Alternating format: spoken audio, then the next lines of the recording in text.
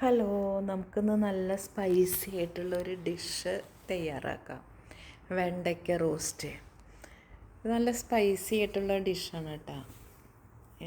ചില ആൾക്കാർക്ക് നന്നായിട്ട് സ്പൈസി ആയിട്ട് ഭക്ഷണം കഴിക്കാൻ ആഗ്രഹിക്കുന്ന ആളുകൾക്കൊക്കെ ഇഷ്ടപ്പെടുന്ന ഒരു ഡിഷാണിത്.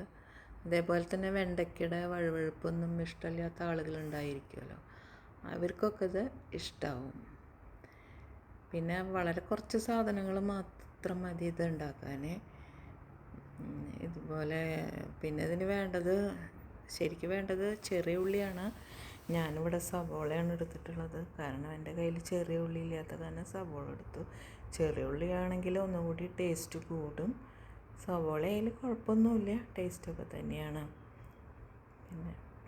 പിന്നെ ഇതിങ്ങനെ നീളത്തിൽ വേണം കട്ട് ചെയ്യാൻ.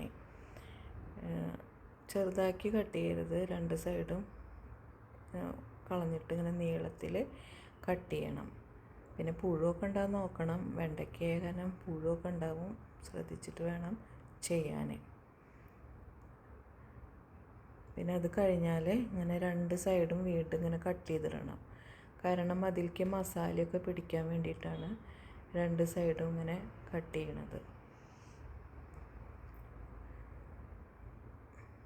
പിന്നെ സവോള അരിയുക. അത് എങ്ങനെ അരിഞ്ഞാലും കുഴപ്പമില്ല, കാരണം നമ്മൾ മിക്സിയിൽ അത് അരയ്ക്കുകയാണ്, അതുകൊണ്ട് കുഴപ്പമില്ല എങ്ങനെ അരിഞ്ഞാലും. പിന്നെ ഇതിലേക്ക് വേണ്ടത് മുളക് പൊടിയാണ്. പിന്നെ കളറ് വേണമെന്നുള്ളവർ കാശ്മീരി മുളക് പൊടി ചേർക്കുക. അത് ചേർത്തില്ലെങ്കിലും കുഴപ്പമൊന്നുമില്ല. പിന്നെ കുറച്ച് മഞ്ഞൾപ്പൊടി, കുറച്ച് ഉപ്പ്, പിന്നെ കറിവേപ്പിലയാണ് വേണ്ടത്. അത് ലാസ്റ്റ് ഇടാൻ, അരയ്ക്കാൻ യൂസ് ചെയ്യണ്ട.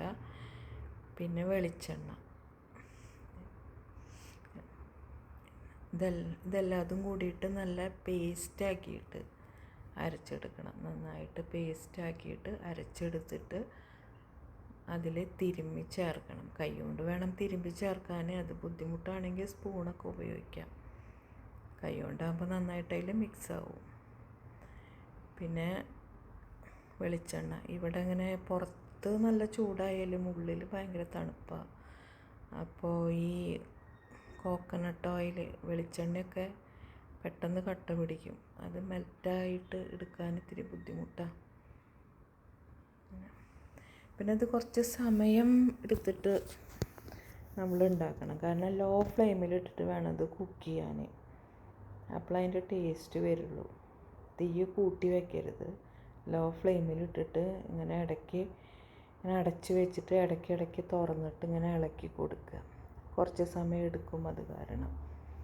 അങ്ങനെ അടച്ച് വയ്ക്കുക. എന്നിട്ട് ഒരു 5-10 മിനിറ്റോ കഴിയുമ്പോൾ തുറന്നിട്ട് ഇളക്കി കൊടുക്കുക. അങ്ങനെ കുറച്ചൊന്ന് ഡ്രൈ ആവണ വരെ അങ്ങനെ ചെയ്ത് കൊടുക്കുക.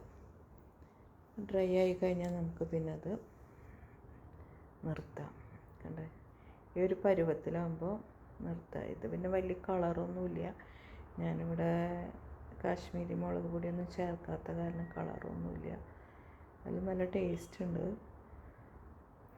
അപ്പം ഇതാണ് വെണ്ടയ്ക്ക ഫ്രൈ. എല്ലാവരും ട്രൈ ചെയ്ത് നോക്കുക.